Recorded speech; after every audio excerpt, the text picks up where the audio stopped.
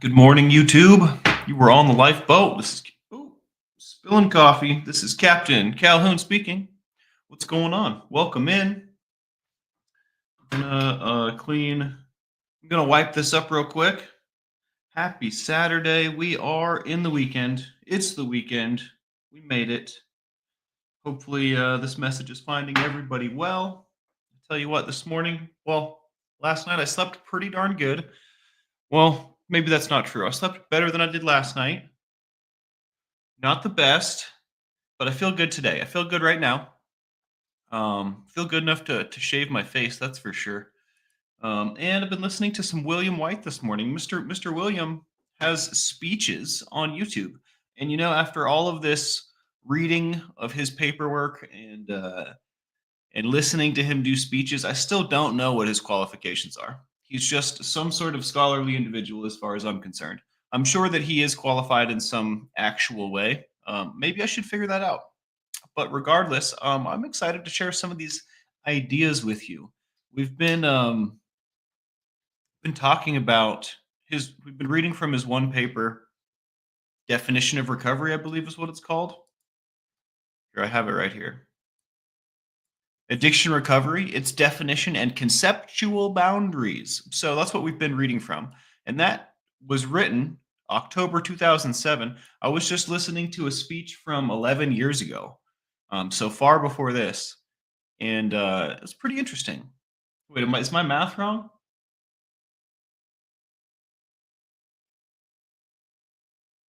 I was told there would be no math.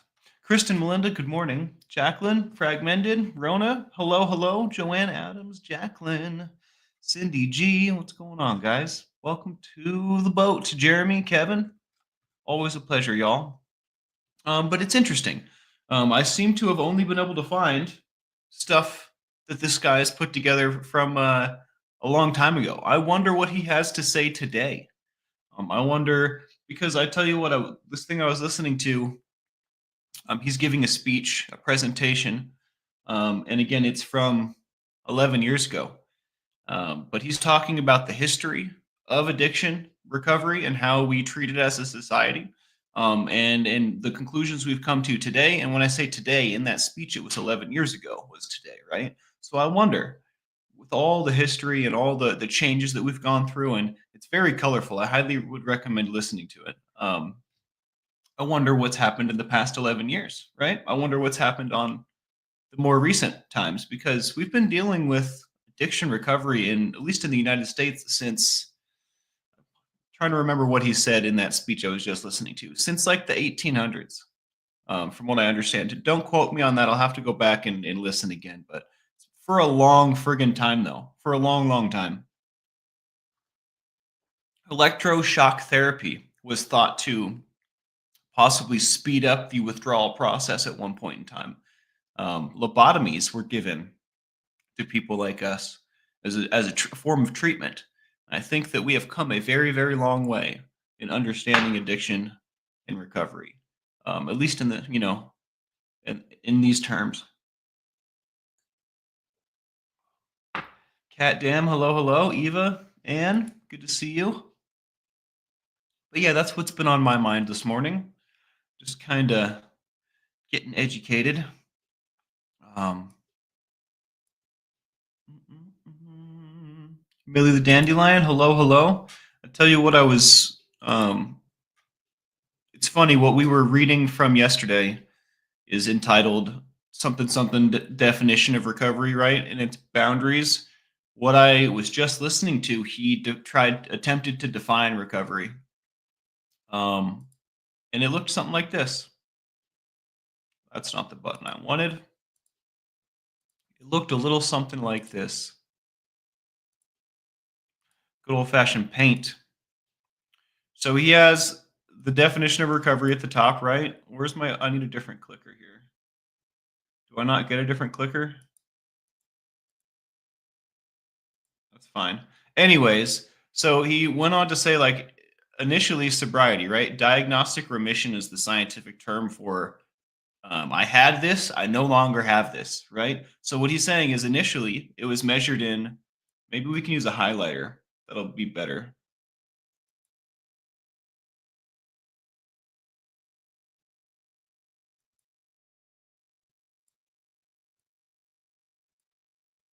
Initially, it was just measured in sobriety, right? If someone had an issue, no longer having an issue, sober. Was went on to say that in today, again, this was 11 years ago, today's world, we require two more things for this really to be effective recovery. And the first is improvements in global health. When he says global health, what he's talking about is mental health, spiritual health, physical health. He's talking about the whole package, emotional, logical. He's talking about improvements in the way that we live our lives and the way that we move through the world, right? And this is something that I talk about a lot. But this is apparently based in science, which is a good thing. Improvements in global health. If you are like me and you had to dig and dig and dig until you got to the absolute bottom, that rock bottom, you probably, could use some improvements in your global health, right? There were parts of me that just weren't functioning properly when I decided I really wanted to be sober. There are parts of me that still are not functioning properly. So I really, really like that he included improvements of global health in in the definition of recovery. And then thirdly, he goes on to say that there's nothing quite so alienating, socially alienating as having an addiction or being an alcoholic. So he goes on to say that to define recovery further, we need to include some sort of community reintegration, right? We have to get you back with your people.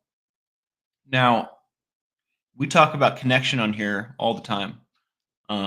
So I think it's good that apparently 11 years ago, the scientific community realized this. Now, what does that say for today? I'm not entirely sure where the medical community stands today. Maybe that's worth another episode of figuring out. But I thought that that was curious, that these were the definitions that they had 11 years ago, or at least the proposed definitions they had 11 years ago. So, I mean, we should be in an even better place now, I would think. But I have to say I don't really feel like we're in that much of a better place. Like I don't think we're in a bad place. Obviously, things are getting better. The understanding, the way we treat addicts is improving, right? Our understanding of the disease itself is improving. Um, but we have the fentanyl crisis going on. We have this and that, and we have real world issues that are of this time that are making it very hard to judge whether or not we're doing a better job. Because on one hand, we're not doing a better job because of the fentanyl crisis, and on another hand, we understand how to go about it at least a little bit, which is good. Am I losing you guys? Are you with me here? Bobby Jeans, good morning. Jacqueline says, I know someone who had electroshock therapy for severe depression. Didn't know they still did that. They definitely don't still do that. They do not. That was from that was that information is from a video that's 11 years old. And when he was talking about electroshock therapy in the video, he was talking about it in like the 1920s or something. He was talking about it a long, long time ago. So they definitely don't do that anymore. That is quite inhumane. Carol Ann, good morning. Becky, hello, hello. Millie says we need to love harder. You'd have hope things would have changed. And I think that they are gradually. Um, you have to understand as well that there are so many people on the planet. We have our own little niche here, right? Our own little crew, our own little circle. There are so many people on the planet. Collective thinking, right? The collective, the hive mind, or whatever you want to call it. When you include everybody, it becomes a little more difficult to say that we're all on the same page, right? In our communities, I think that's where our real power lies, right? We can educate each other in our communities. We can be on the same page a whole lot easier. And then we spread that, we gift that to another community, right? And then they cultivate their own thing. And I think that's how this thing is going to spread. I don't think we're ever going to actually get the globe on the same page, right? But it's kind of like getting your friends sick at school, right? I get a little sick, I go to school, I touch you a little bit, then you get sick, you go home and you get your people sick. It's kind of like that, except the sickness is recovery and how we understand addicts, right? How we think about and move through the world. Just got to spread it little by little. Word of mouth. MOUF, mouth.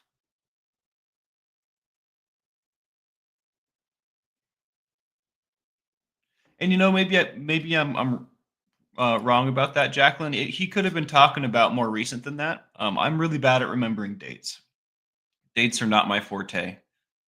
Um, how something was said, what lies behind the eyes. These are things that I'm much better at. Kristen Melinda with her professional opinion. Electroconvulsive therapy (ECT) is still used, but it is very different than it was back in the day. It's typically a last resort kind of thing. Curious, very interesting. I still don't think that's very humane. Um, but I shouldn't. I'm not a professional, so maybe they're onto something. Rona says ECT was used successfully for my brother. Interesting. What success did he experience? What was it used for? That's so curious. I would love to hear the electroshock therapy, success story. Heather says ECT saved my chosen sister's life about 15 years ago. Interesting. I should not hate then, huh? I shouldn't judge a book by its cover, shouldn't I? What do you mind sharing a little more about that for my curiosity? ECT success stories. I'm typing that in right now. That's so curious. Has helped many people recover from depression, psychotic episodes, and other mental health conditions. Some people who have benefited from ECT share their stories to help others and reduce misconceptions about treatment. And there's quite a few. Break a 15-year cycle of self-destruction. Developed a new mindset and was able to challenge negative thoughts. Curious. I want to know the science. I'm going to have to go on a deep dive on ECT today, guys. I still haven't put together that anger episode for you, but it's on my mind. I'm working on it. Have no fear. We'll be talking about angry stuff before you know it. Becky says patient has to authorize. That would make sense. Please don't electroshock me again, like without my say so, right? Don't kidnap me and shock me. That would be terrible. Bobby Jean says, recently I relapsed after 5.5 years clean. Was trying to crawl out of the hole last 3 months. Today's my birthday. 5 days sober now. Best birthday present ever. Wow. I'm so happy to hear that, Bobby Jeans. Happy birthday. 5 days sober. I mean, that's 5 days is amazing, man. 5 days is a lot. Obviously, it's not as much as your 5.5 years clean, but our paths are not linear. No one really gets to say how it's going to go for us. It kind of goes how it goes. We do our best, and sometimes we fall flat on our face. And it's nothing to it but to do it. Just got to get back up and do the thing. And that's exactly what you're doing. I think that's wonderful. Thank you for sharing that with us. Happy birthday, by the way. May it be one for the books. And keep up the good work. All right. You're worth it. You deserve it. You deserve everything. There's no need to settle for less. Way to go, Bobby Jean, says Kat. It brought him back from extreme psychosis. Interesting. I could see this. I could definitely see this. Now, for those that don't know, psychosis is a very, very serious thing. It's very, very serious. I had a friend,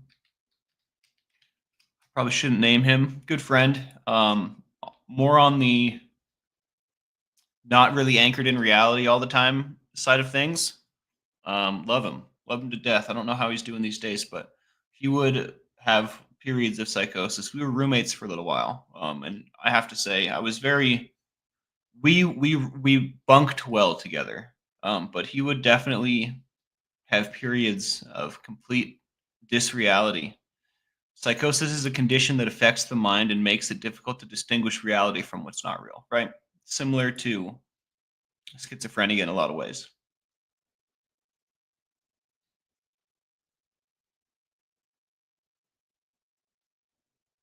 Fragmented is also 5 days sober. Bobby Jeans, and also recently had a bunch of time. You guys are friends. You guys are doing this thing together. None of us really have to do this thing alone, yo. You know what I mean? That's the whole connection thing we got going here on the boat. You can make friends in the real world. Tell them about your successes, your failures, right? Let's do this thing together, not alone. It's a whole lot more comfortable with folk with you. Christian B, good to see you. Welcome in. I'm feeling quite good today. I did wake up and my throat was hurting. Smoky Pants is down there smoking all the time. I wonder if I should complain to the office or what. Probably should. That's probably how this thing goes. Unless I want to continue to fall asleep and wake up to smoke. And you know, it's funny when we were like kind of shouting, when I was shouting at him, when I was kind of losing my cool when this first all started, he was constantly smoking, like literally all day long. Now it's only at bedtime.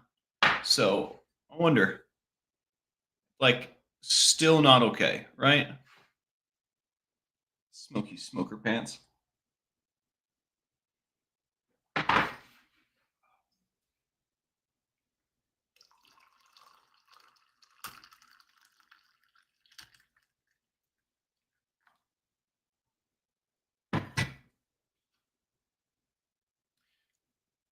Hey, Robin, good to see you.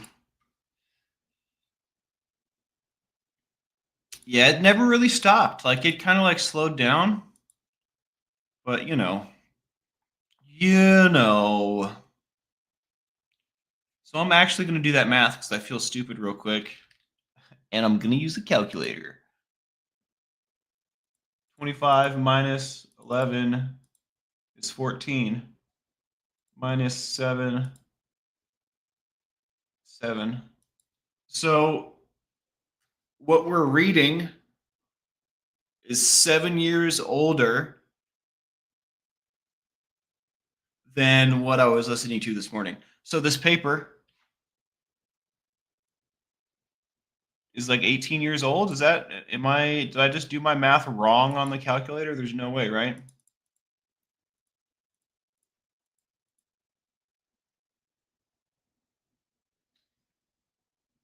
No, that's exactly correct. So this paper's from 18 years ago. And the speech I was listening to this morning was from 11 years ago. It's very curious. It is very, very curious.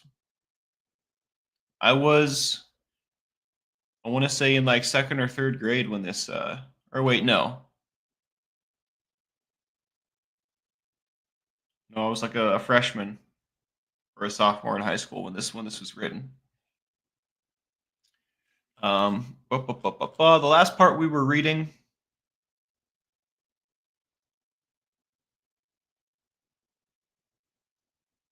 What are the essential defining ingredients of recovery experience? Where did that come from?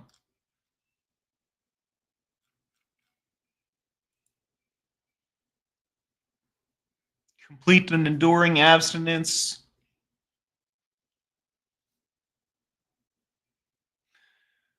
If abstinence is a defining element of recovery, then a moderated resolution of alcohol and drug problems would, by definition, not constitute recovery. Huh. Moderated resolution meaning lots of things, but that could mean harm reduction. That could mean um, anything that's not complete abstinence, right? That could mean medical assisted treatment. The problem is that such a definition flies in the face of a growing body of evidence that such moderated outcomes are possible for many people with mild to moderate substance related problems, as well as for a much smaller percentage of people. Oh, I hit the button. What the heck? Where'd it go? I really need to remap that key. Where my thumb sits is the back button, and it just totally lost my place. So he's basically saying that he's contrasting the abstinence method and like the more modern harm reduction style models.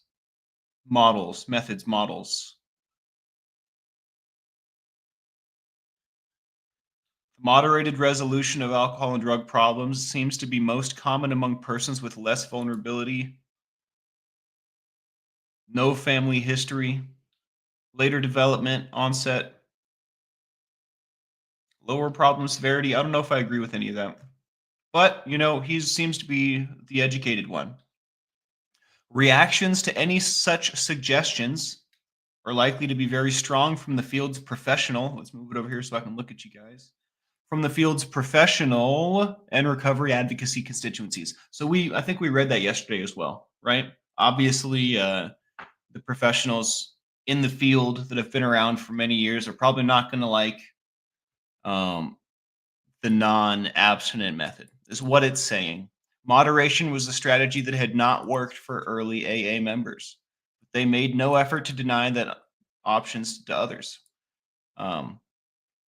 Also, it's worth noting while we're talking about the difference between AA and medical professional groups and us,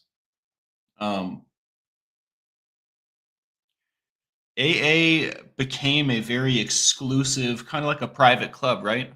When I say a private club, they're not saying like only certain people can be a part of.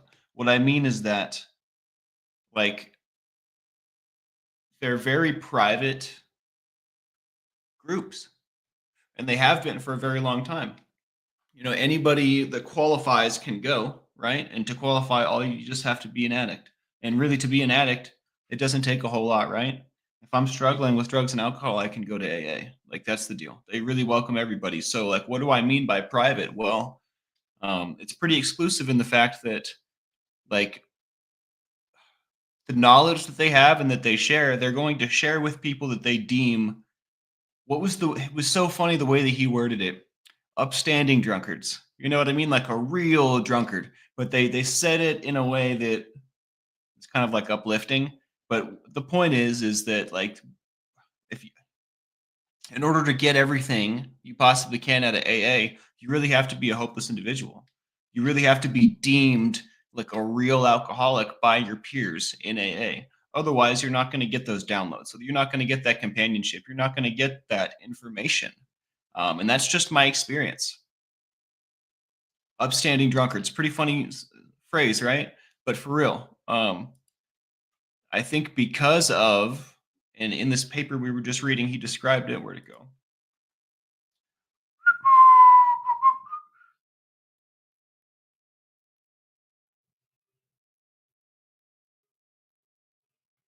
It all looks the same. I'm sorry, guys.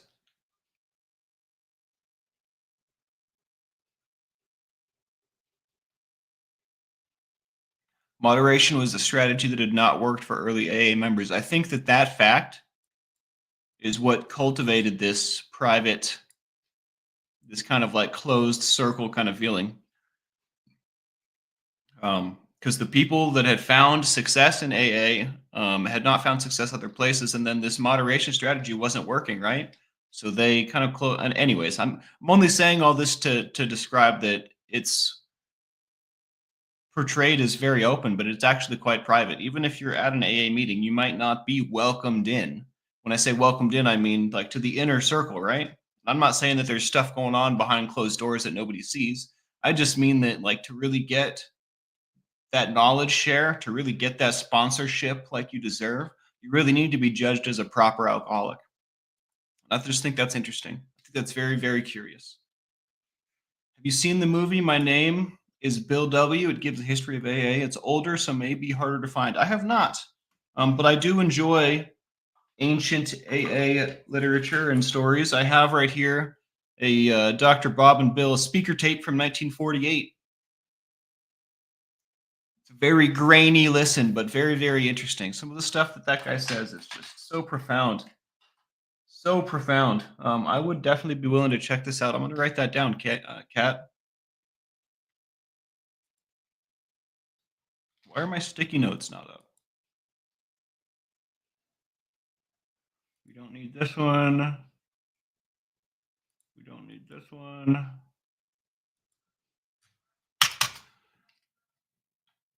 We don't need this one.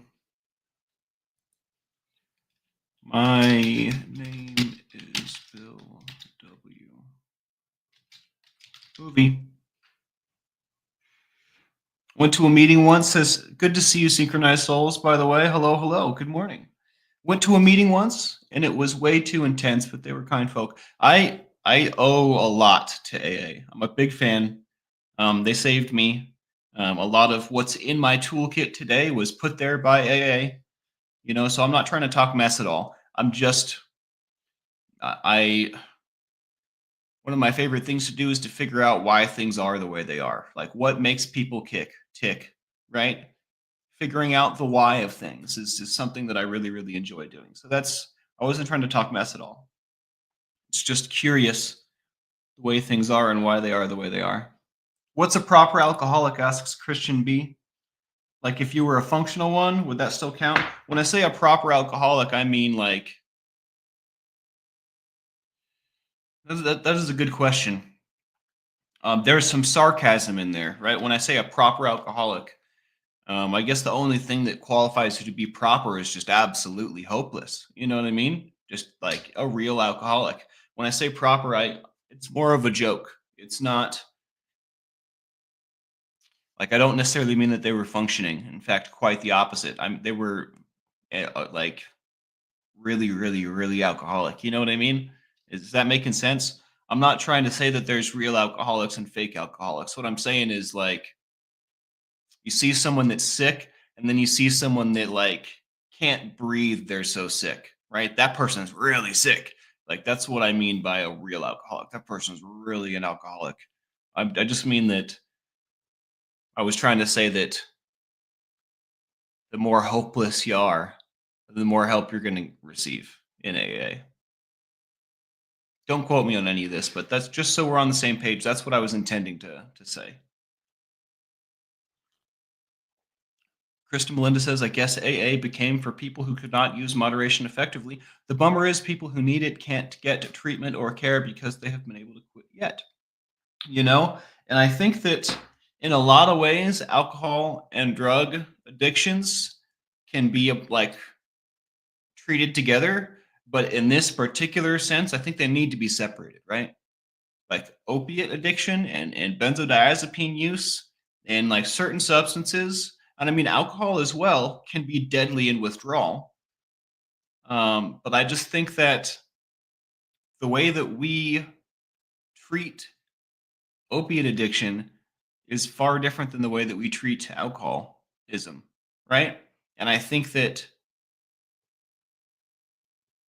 separating them where they need to be separated will be great for the greater understanding. You know what I mean? Like medical assisted treatment, I think, is necessary in a lot of cases for opiate addiction. Now, I don't necessarily think that that applies to alcoholics. Now, on the flip side, I think a lot of mental health issues require medical treatment. Now, if I'm in AA, that's not going to fly, right? So I just think that AA does very good things and they do a lot of things very well. I think that some things they just refuse to address, and like for good reason, whatever. It's like do their thing. That's fine. I'm not here to tell them what to do. I just think that intellectually we should separate what AA does really well from what they don't do very well, right? And we can handle this stuff ourselves, right? It's totally fine. I think that you might be onto something here, Kristen.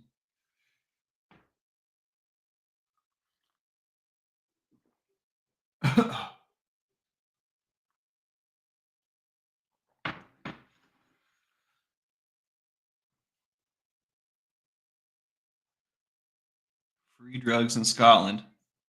Free drugs in Scotland. I'm so glad that you're joining us, Synchronized.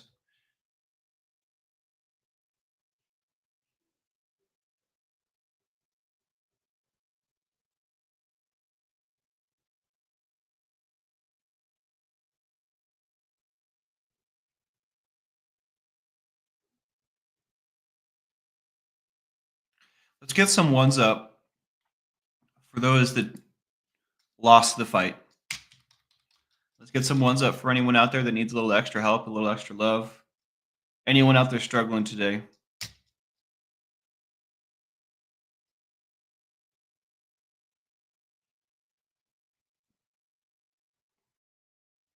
Shout out to James Collins, by the way. What a guy. We love him. We love him.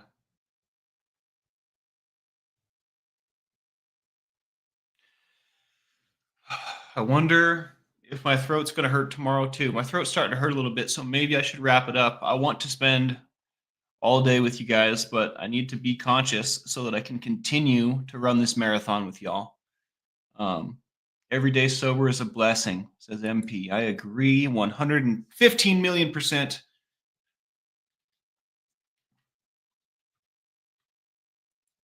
Thank you for continually supporting us, Kristen, and just having our backs and putting up the channels and just doing what you do. I appreciate you so very much.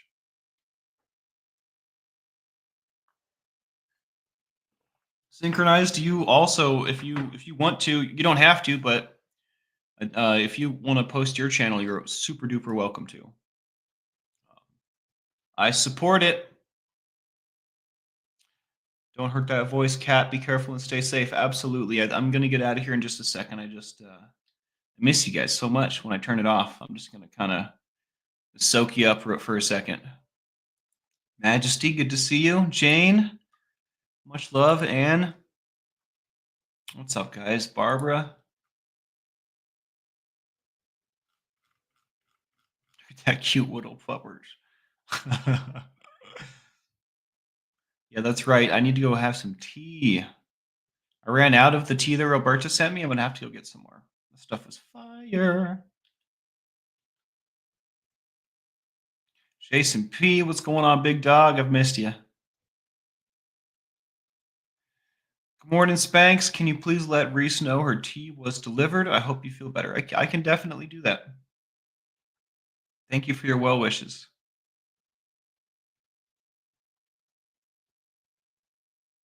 There we go. There it is. Yeah, she's the best. Kristen is the best. We love her.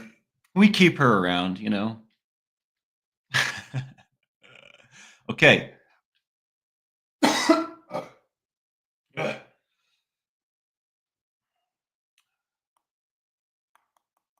Okay. That's it. It is what it is. Hit that like, subscribe, the bell for notifications. If you like what we do here, it certainly makes a difference. This has been Captain Calhoun on the lifeboat.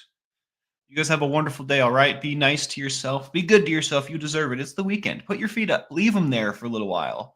Get a little relaxation, a little recharge going, huh? And I will see you guys in the morning. I was just thinking about Calhoun's Corner. I talked about doing that this weekend. I didn't think my throat was going to hurt this morning. I don't want to push it, so we're going to do what we can, which is not do that today.